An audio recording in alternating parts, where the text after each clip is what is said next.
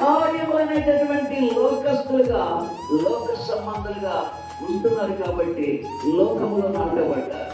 ఎక్కడ నాటబడ్డారు? లోకములో నాటబడ్డారు.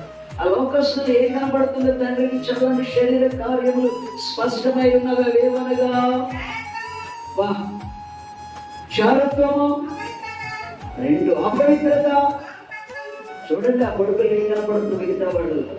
ఈరోజు నా ప్రియ దేవుని సంగమా, మనంతా యాకోబుకి ఆ సంతానం ఎలాగో తండ్రి అయిన దేవునికి, యేసయ్యకి, పరిశుద్ధాత్మ దేవునికి మనమంతా కూడా అలాంటి సంతానంగా ఉండకూడదు. యోసేపు లాంటి ఫలించిన కొమ్మగా, దేవుని యొక్క వాక్యము యొక్క నాటబడినటువంటి కొమ్మగా మనం కనబడితే తండ్రి, కుమార, పరిశుద్ధాత్మ దేవుడు ఏక దేవుడు బహుగా సంతోషిస్తాడు.